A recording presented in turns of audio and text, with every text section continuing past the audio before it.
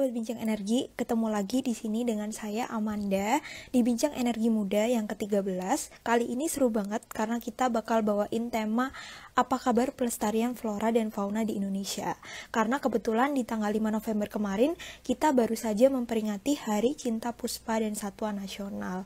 Karena itu hari ini kita bakal mengundang Forum Konservasi Leuser yang bakal dihadiri hari ini oleh Kak Afifi. Oke, halo Kak Afifi. Halo, selamat sore. Sore Kak, akhirnya ya Kak ya, tadi ada kendala sedikit Kak, Nggak nggak bisa apa-apa, it's okay. muncul. Nggak apa-apa, nggak apa-apa. Oke Aman-aman. Kak, gimana nih Kak kabarnya Kak? Sama sekarang Alhamdulillah, baik. posisinya di mana nih Kak? Saat ini posisinya lagi di Aceh, di Banda Aceh. Oh di Aceh, Ya, oke. Nih kita terhalang jauh banget nih Kak, antar pulau. iya. Kalau teman-teman sendiri, gimana kabarnya? Iya baik nih Kak, dari tim Bincang Energi sendiri ini senang banget nih Kak, dari Forum Konservasi Leuser berkenan nih untuk kita undang jadi speaker di acara hari ini. Oke deh Kak. Mungkin kita boleh ini Kak, mungkin bisa perkenalan diri dulu nih Kak sama memperkenalkan Forum Konservasi Leuser ini. Oke, terima kasih sebelumnya. Selamat sore teman-teman Bincang Energi. Perkenalkan, saya Vivi dari Forum Konservasi Leuser. Nah, Forum Konservasi Leuser sendiri ini merupakan salah satu lembaga lokal yang ada di Banda Aceh yang bergerak di bidang dalam pelestarian dan pelindungan keanekaragaman hayati di ekosistem Leuser. Banyak sekali kegiatan yang sudah kami lakukan dalam upaya perlindungan spesies baik satwa dan tumbuhan seperti patroli, monitoring. Kita juga melakukan campaign edukasi baik dari, ke masyarakat, ke sekolah, dan juga kita melakukan restorasi dan juga community dengan masyarakat-masyarakat yang sekitar kawasan ekosistem Leuser. Oke Kak, berarti menarik banget ya Kak, dan emang udah aktif ya Kak. Kalau boleh tahu ini Forum Konservasi Leuser ini sudah dari tahun berapa dan sejarah berdirinya bagaimana nih Kak? Kalau sejarah berdirinya, kalau forumnya sendiri, kalau kurang lebih dari tahun 2013 kalau nggak salah ya. Sebelumnya tuh, sebelum forum konservasi, aku lupa sejarah-sejarahnya. Karena dulu tuh sebelum FKL tuh namanya tuh apa gitu perusahaan, apa nama lembaga LSM-nya gitu. Nah, barulah terbentuk namanya FKL di tahun 2013 gitu. Oke, ya menarik banget nih Kak. Nah, Ya. menurut Kakak gimana sih kondisi flora dan fauna yang ada di Indonesia ini? Kondisi flora fauna Indonesia. Kalau misalnya kebetulan kan aku lebih megang project untuk badak ya di Leuser. Oke.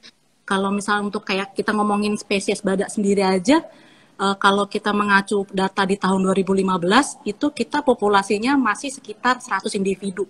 Itu hanya untuk badak Sumatera aja ya.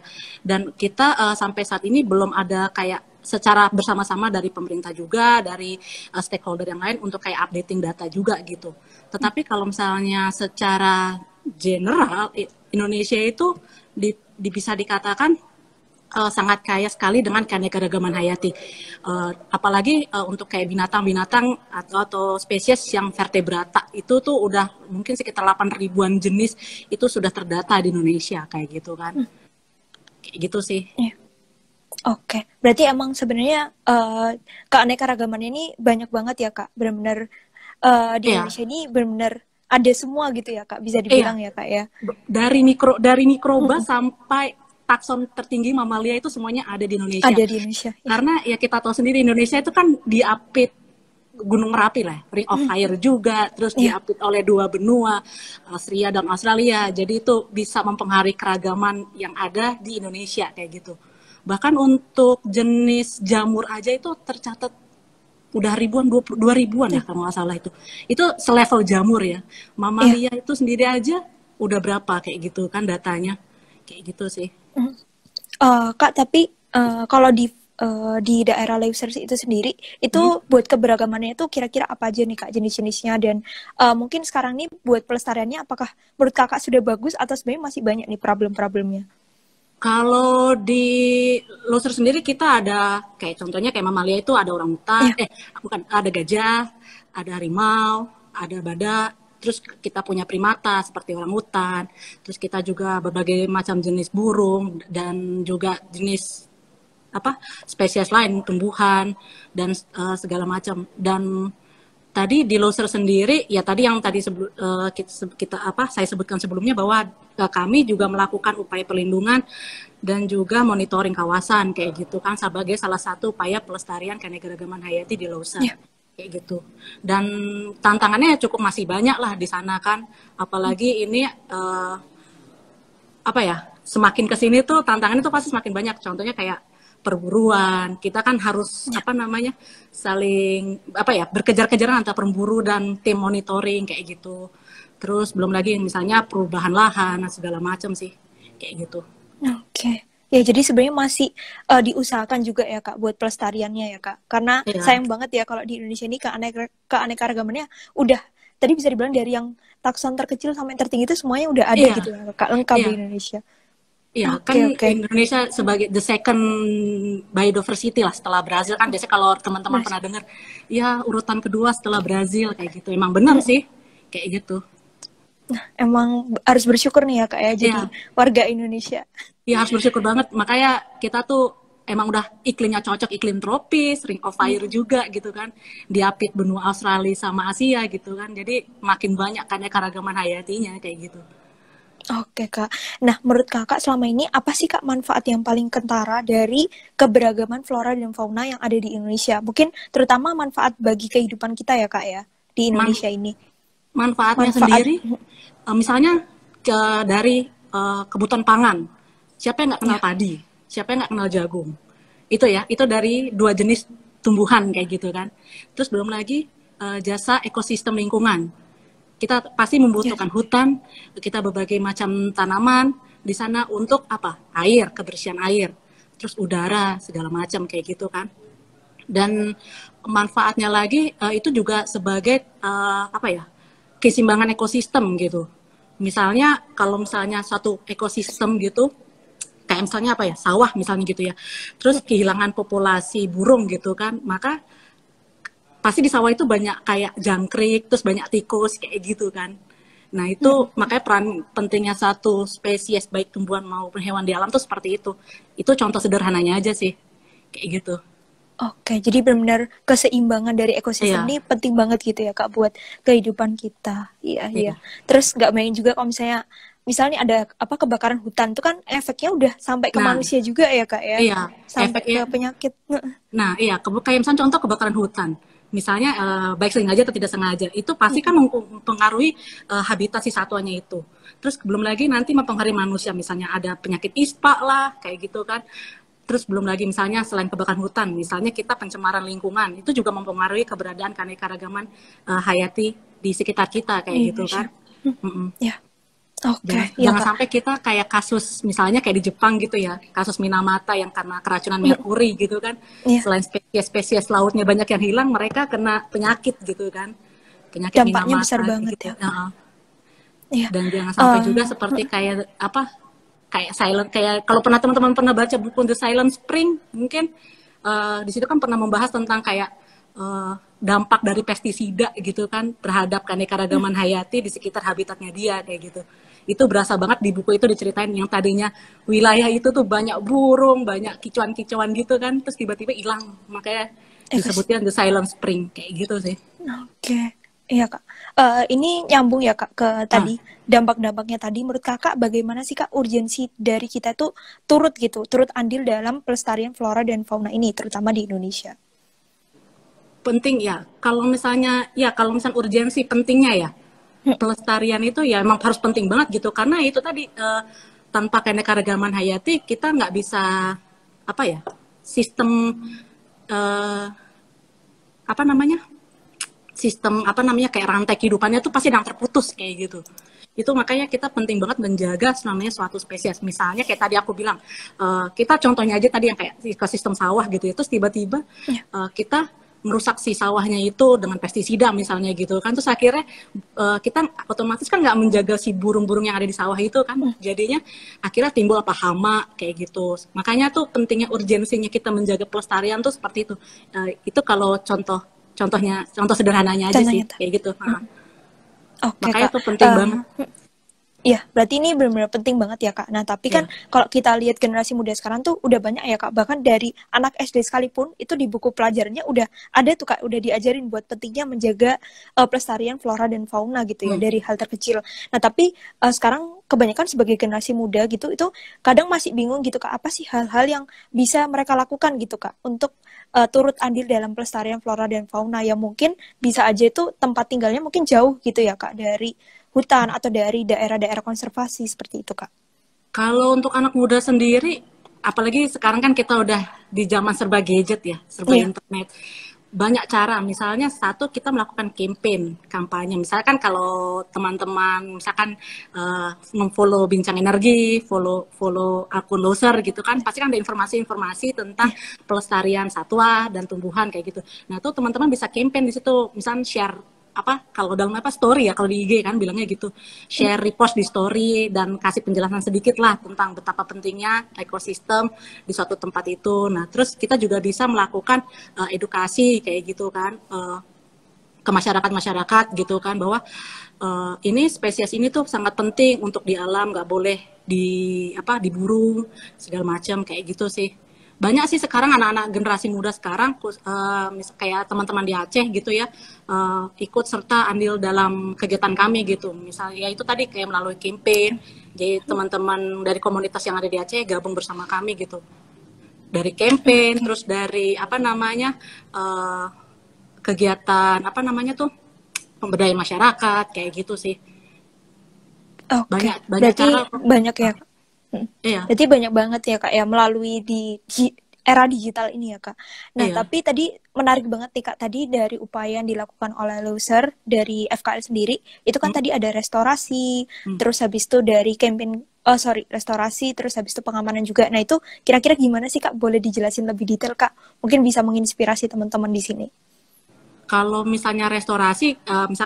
misalnya dari patroli dan monitoring ya, kita tuh Iya. punya tim gitu kan, tim khusus emang untuk tugasnya melakukan patroli dan monitoring, dan itu dilakukan setiap bulannya kayak gitu, secara bergantian kayak gitu. Nah, nanti tim patroli dan tim monitoring ini kayak mencatat temuan-temuan yang ada di lapangan, misalnya kayak ketemuan jerat, terus temuan kegiatan ilegal segala macam, itu dicatat dalam suatu kertas kayak kami lah namanya itu time sheet lah, apalah bahasanya itu kan, tali sheet itu nanti itu kita nanti teman-teman yang analisis lebih lanjut, misalnya oh di sini nih potensi masih tingginya perburuan, oh di sini masih ada kegiatan Oke. illegal logging segala macam. Nah, itu nanti intervensinya mungkin bisa lebih patrolinya jadi lebih intens segala macam kayak gitu. Nah, terus kita juga melakukan restorasi juga, beberapa site gitu kan melakukan restorasi. Terus kita juga melakukan edukasi juga, misalnya kita kayak teman saya juga pernah ngelakuin misalnya edukasi dari sekolah ke sekolah kayak gitu Hmm. kan. Jadi kita kayak door to door gitu ke sekolah juga ke masyarakat, khususnya masyarakat yang tinggal di sekitar kawasan Sekitar. ekosistem besar kayak gitu Oke. sih. Oke, Gitu. berarti banyak banget ya Kak sebenarnya. Apalagi yang tinggalnya di deket gitu ya Kak, di deket Iya. daerah konservasi. Nah Kak, tapi kira-kira menurut Kakak setelah para masyarakat atau mungkin generasi muda gitu ya dari sekolah anak sekolah-sekolah tadi diberikan edukasi, Hmm. diberikan ajakan gitu untuk melakukan pelestarian ini khususnya di daerah Leuser. Nah menurut Kakak apa ya dari merekanya bagaimana gitu Kak feedback dari merekanya apakah sudah mulai turut gitu untuk turut andil gitu Kak atau bagaimana atau mungkin ada kendala-kendalanya. Mereka sejauh ini antusias sih Kak. Sejauh ini Terus, antusias. Mereka emang menyadari bahwa tempat tinggal di dekatnya itu emang ada habitat untuk si satwanya kayak gitu kan. ya, Dan mereka tuh kayak sekarang misalnya ada kegiatan penanaman pohon di sekitar lingkungan rumahnya kayak gitu sih. ya, Jadi banyak lebih ke antusias sih masyarakat di sana juga kan. kayak gitu. Oke, Karena emang berarti mereka lebih udah aware gitu kan, penting banget bahwa spesies ini tuh harus dijaga banget kayak gitu. dijaga ya. Iya. Ya, oke. Benar-benar menarik banget nih Kak, hal-hal yang benar-benar bermanfaat banget nih dan banyak banget ya Kak yang udah dilakuin sama FKL ini. Nah, mungkin menurut Kakak sekarang kan udah tadi ya udah dijelasin juga apa banyak perburuan, banyak Hmm. banyak apa ya hal-hal ilegal gitu ya.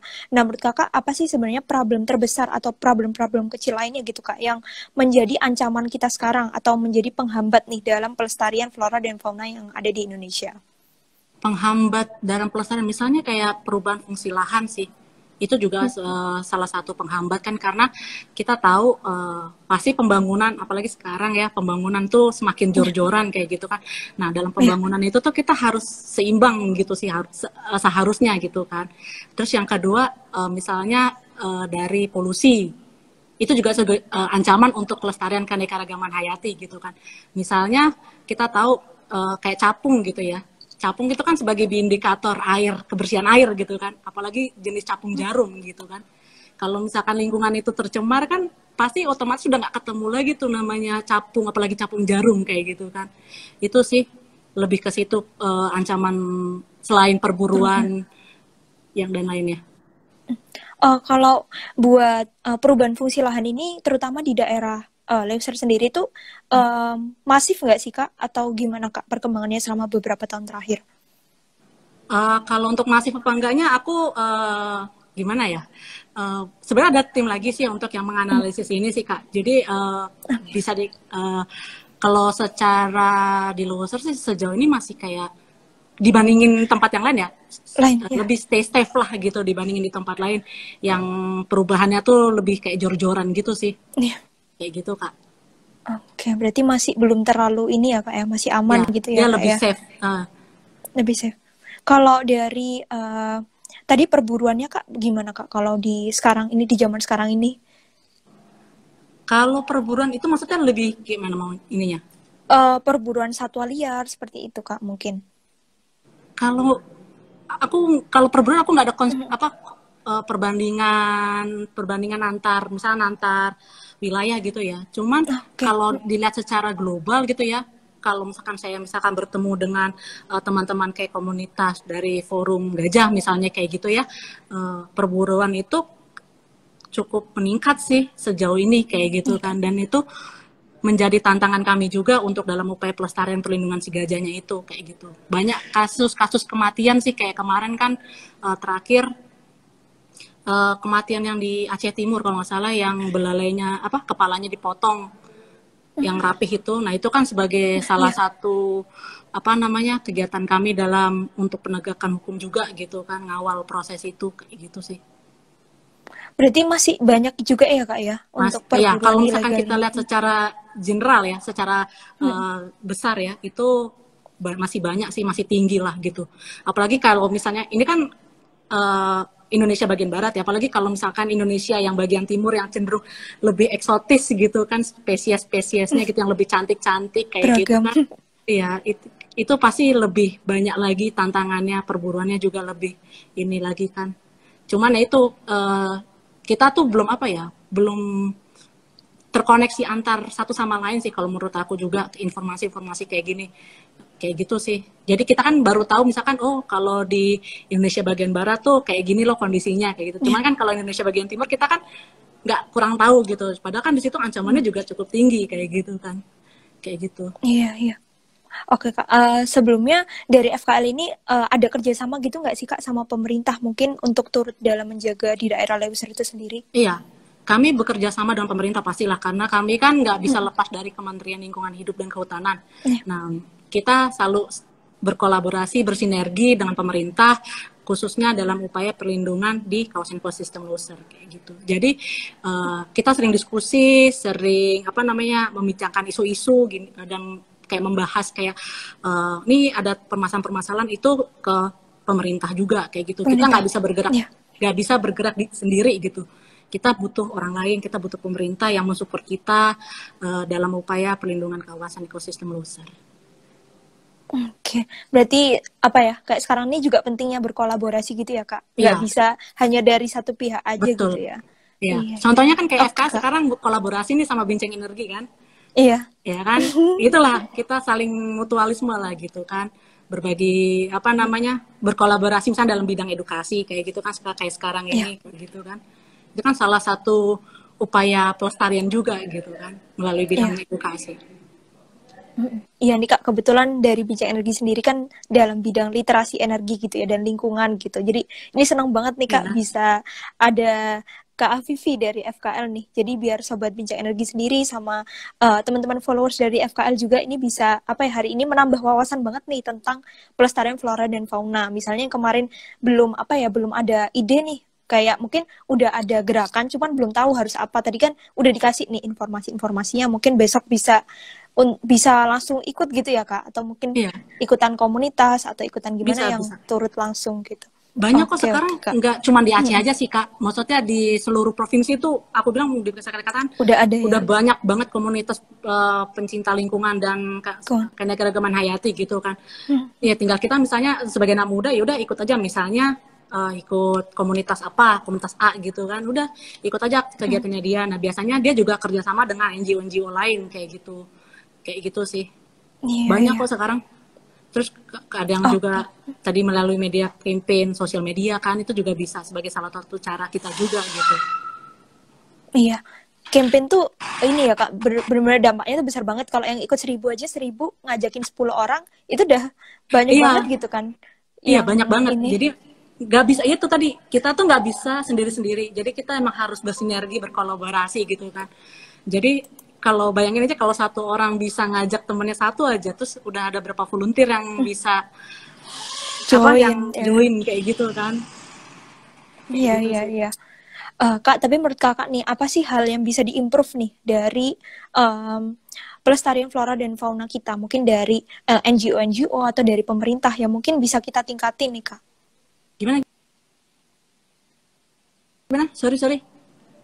Oh, sorry, sorry. Iya, Kak. Aku coba ulang ya, Kak. Menurut Kakak, ini kan sebenarnya upayanya udah banyak banget nih, Kak, yang Ah, dilakukan dari NGO atau dari pemerintah sendiri atau mungkin dari akademisi. Tapi hmm. menurut Kakak, apa sih hal-hal yang mungkin masih bisa diimprove nih, biar pelestarian kita tuh bisa lebih maksimal lagi gitu? Sebenarnya semuanya harus diimprove sih. Iya. Kolaborasi kita tuh harus diimprove semuanya. Jadi, yang tadinya kurang kuat harus dikuatin semua aspek sih. Nggak bisa cuman kayak ya udah fokus di A, nggak bisa gitu. Semua item tuh harus diimprove, dari patroli kawasan tadi, monitoring segala macam itu semuanya harus diimprove kalau menurut saya ya. Nggak bisa semuanya cuman fokus, oh, ya udahlah kita patroli aja kayak gitu kan. Tetapi orang di sana nggak di-educate kayak gitu kan.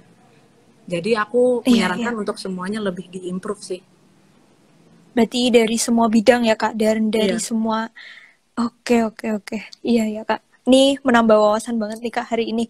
Oke, mungkin ini untuk Sobat Bincang Energi dan Sobat Forum Konservasi Loser, mungkin apabila ada pertanyaan nih yang mau ditanyain ke Kak Afifi, boleh banget buat drop pertanyaannya nih di kolom komentar.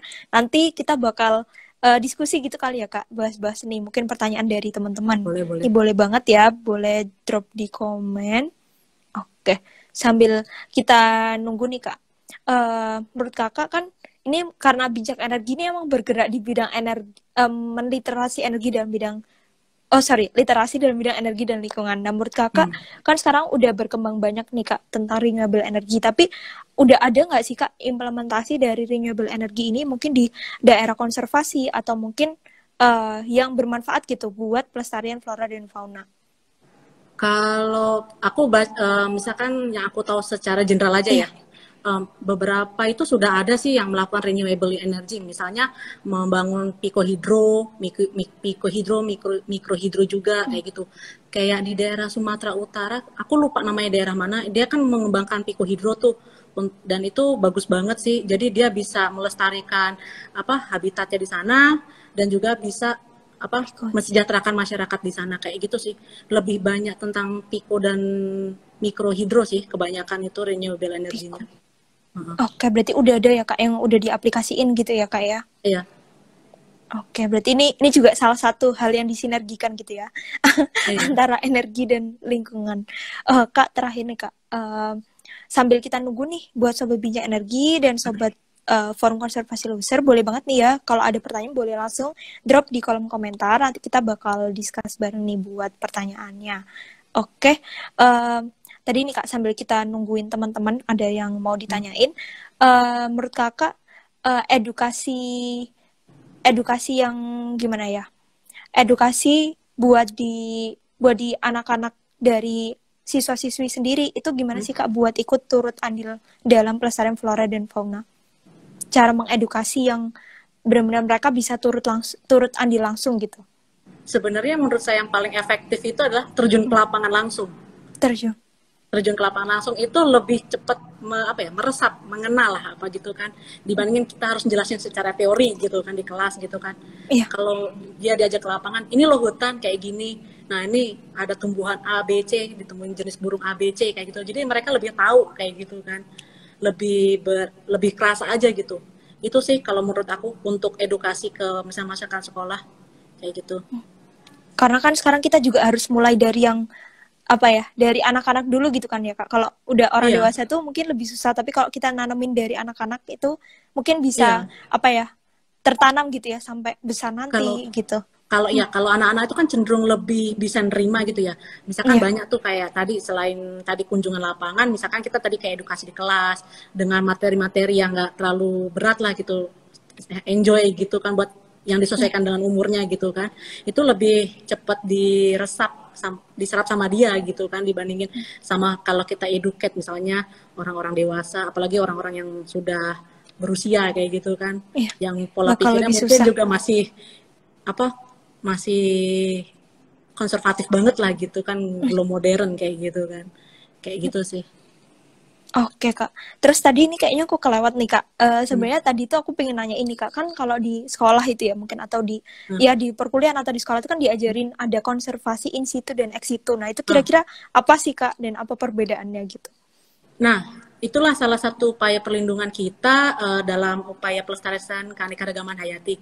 Jadi sebenarnya pelestarian keanekaragaman hayati itu kan juga sebelum aku jelasin konservasi in situ ex situ ya, Ya, sedikit oke. jelasin misalnya di kita tuh juga ada kayak peraturan-peraturan pemerintah misalnya dari Undang-Undang Nomor 5 tahun 90, terus PP Nomor 7 tahun 99 dan yang sekarang udah diganti Permen 106 ya, kalau nggak salah 106 tahun 2018 kalau nggak salah, aku lupa nama itu update-nya. Terus kita juga sudah diatur dalam misalnya untuk pelindungan spesies ini kita sudah diatur dalam IUCN, itu dia mengkelompokkan apa informasi terkait jumlah spesies masing-masing spesies itu dimasukkan dalam spesies apakah ini beresiko rendah, endangered atau critical endangered kayak gitu. Terus udah gitu kita juga ada aturan misalnya tentang CITES. CITES itu yang mengatur perdagangan untuk keanekaragaman jenis baik di seluruh dunia kayak gitu. Nah, itu udah diatur juga perdagangan-perdagangan.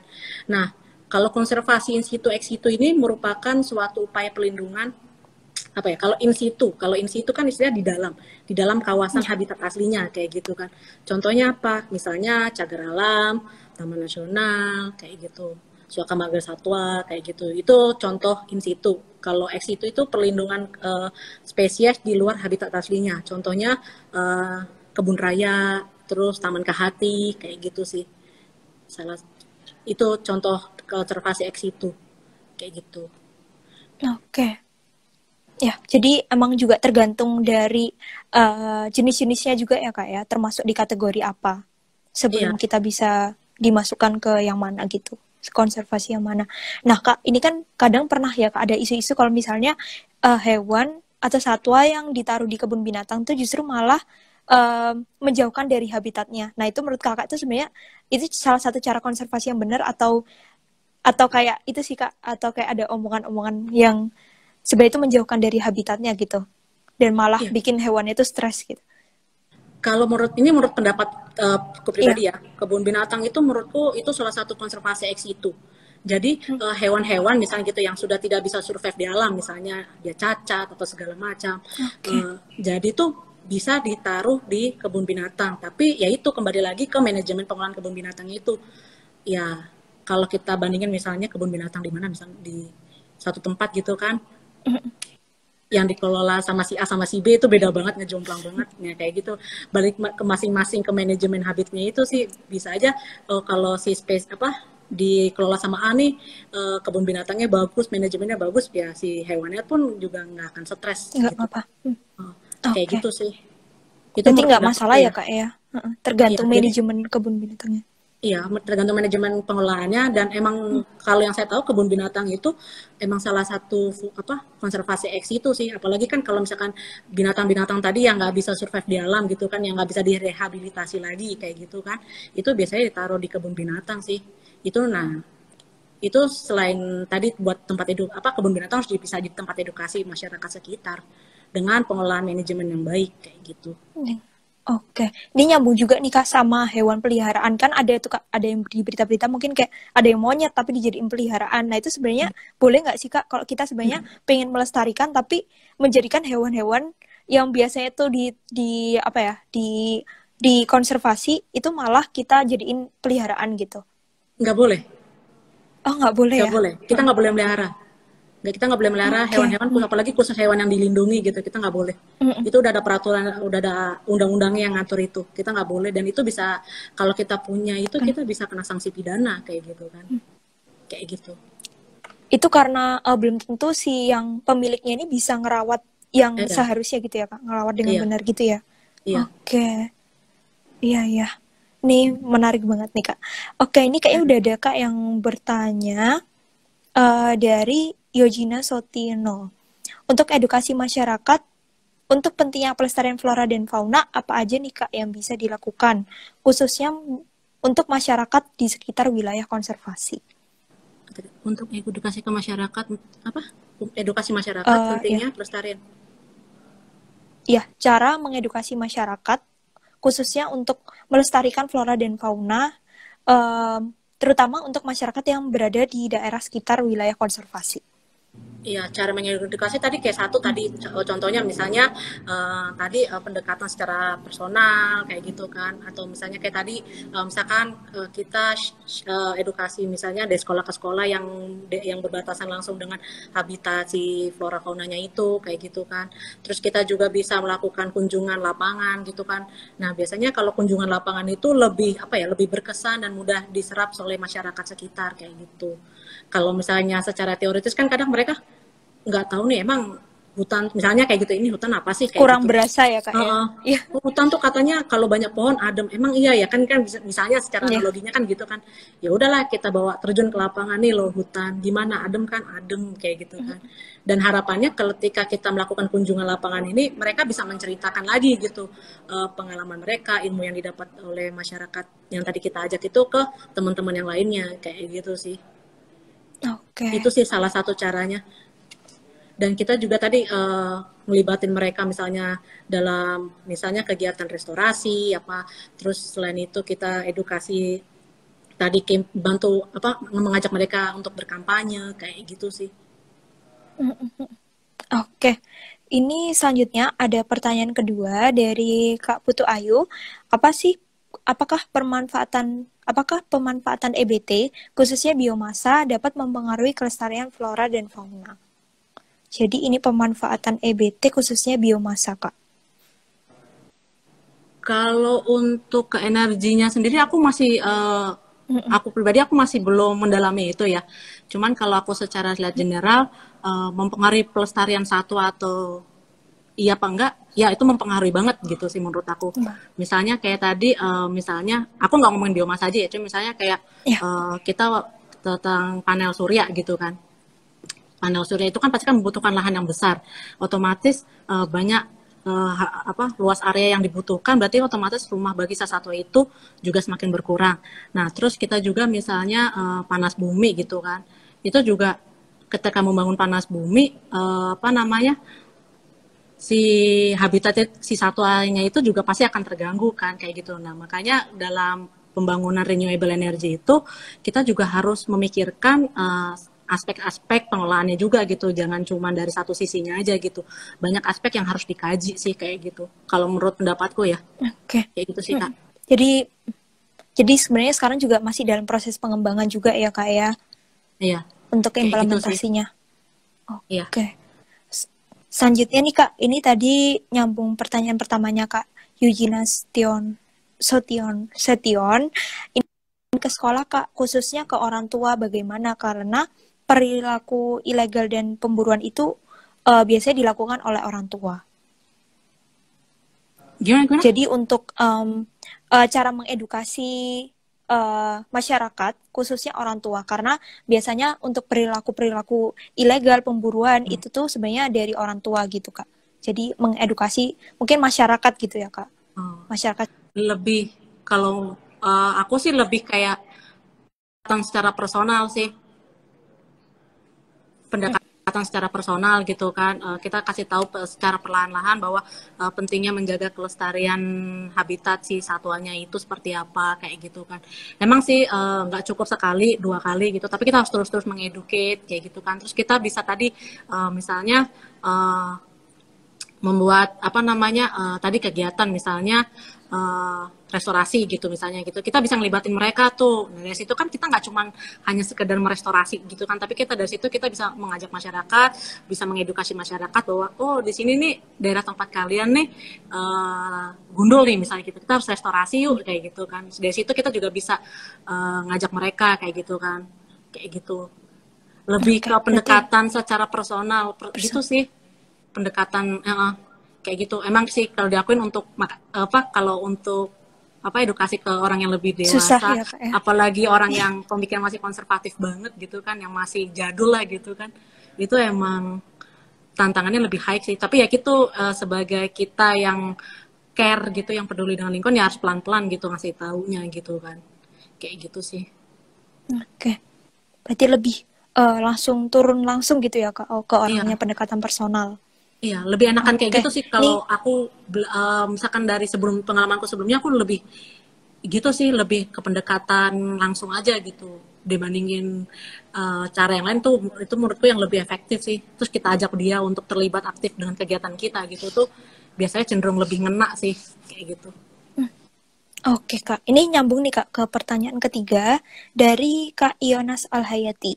Kak, aku mau tanya tentang penyimpanan satwa, sedangkan dia tahu kalau satwa itu dilindungi, pernah bertanya kenapa diambil, katanya itu dititipin oleh pihak yang berwenang.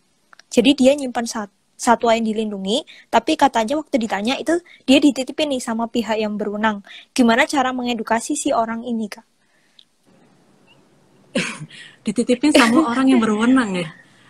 Iya, jadi waktu ditanyain Tetap malah ya. bilangnya dititipin sama orang yang berwenang.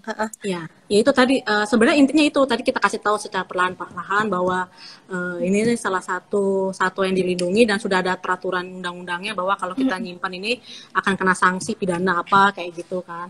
Itu sekali lagi makanya pendekatan personal terus pendekatan terus-menerus itu emang harus terus dilakuin sih. Jadi nggak bisa cukup sekali 2 kali kita ngasih tahu gitu. Sama aja kayak kita dulu sama orang tua kita gitu kan, diajarin kan nggak cukup sekali gitu, tapi berkali-kali sampai sampai kita paham. Kayak biasanya kalau orang itu kalau udah jatuh, udah ketimpaan, baru dia Baru ngerasa itu ya, Kak. Iya. baru sadar gitu kan, oh iya ya. Banyak kok yang kayak gitu, kayak dulu kayak pengalaman saya juga gitu.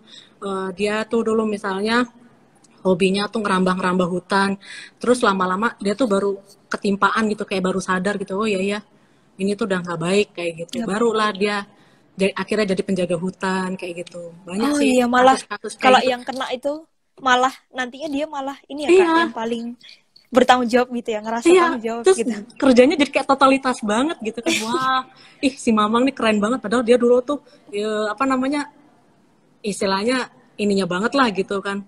Kalau mau illegal logging gitu kan bisa lah sama dia, mau buru Bisa. telur misalnya, mau buru-buru telur penyu misalnya gitu, oh sama si Mamang si itu tuh nyari bisa gitu. Udah Cuman ahli. gitu udah ahli, dia tahu kapan misalnya kayak penyu kapan bertelur, ini jam berapa dia naik itu tuh tahu karena emang biasa mengontrol di situ kan. Terus itu tadi kita mendekatan dan dia udah kayak udah pernah kena batunya misalnya misalnya di penjara gitu ya. Terus dia ngerasain, oh iya ya, aku di penjara, terus keluargaku nggak bisa aku kasih makan nih gitu. Udahlah dari situ dia sadar, ya udahlah aku bantu ngelindungin ini kayak gitu. Akhirnya punya kerjaan. Jadi malah kita waktu itu malah kita rekrut kayak gitu kan. Ya udahlah, Mang jadi pamswakarsa kami gitu kan. Lumayan kan itu jadi Malah yang pekerjaannya ahli itu, dia Kak. gitu kan. Iya. Iya. Jadi Iya. ya itu tahu semuanya tuh dari dia gitu, ya ampun. Belajar aku juga dari dia Kak. gitu. Dia Ini ngasih lanjut tahu, ya, oh Kak, nih ke orang pertanyaan. yang nggak bener nih, ini pemain kayak gitu. Iya. Iya. Oke. Ini lanjut ke pertanyaan selanjutnya dari M. Hadafi Surya. Kak, izin tanya, dalam pelaksanaan patroli kawasan hutan, bila mana ada temuan kasus pelanggaran, bagaimana prosedur penegakan dan sampai tahap mana proses penegakan yang dilakukan oleh tim FKL? Apabila Kalau ada misalnya temuan kasus nih, Kak. ada temuan kasus, biasanya kita nanti ada tim investigatornya lagi gitu. Jadi itu tadi misalnya kita ada tim polisi hutannya kayak gitu. Nanti polisi hutan itu juga yang mendata temuan-temuan di lapangan. Terus kita juga ada tim investigator kayak gitu kan. Nah, tim investigator itu yang menginvestigasi semuanya. Misalnya kayak tadi kayak kasus kematian gajah di Aceh Timur itu, tim itu cari semua apa sih informasinya kayak gitu kan, sampai saat ini kan udah ketangkap tuh kasus apa beberapa 5 tersangka kalau nggak salah, udah sekarang lagi proses persidangan kayak gitu. Itu jadi kami itu nggak cuman main di monitoring patroli, tapi juga ada kayak tim investigator penegakan hukumnya juga gitu, yang mengawal terus proses, misalnya kayak tadi kasus pembunuhan gajah di Aceh Timur kayak gitu. Nah, itu prosesnya panjang, dari sampai penangkapan sampai kejaksaan kayak gitu tuh cukup panjang sih prosesnya. Panjang, ya. Iya, oke. Terus selanjutnya nih Kak, ada pertanyaan dari baby_r_putri. Apakah di Aceh ada pembangunan jalan atau jalan tol yang memotong hutan? Bagaimana dampak terhadap biodiversitas dan konflik satwanya? Kalau pembangunan jalan ada kalau nggak salah kemarin itu ya.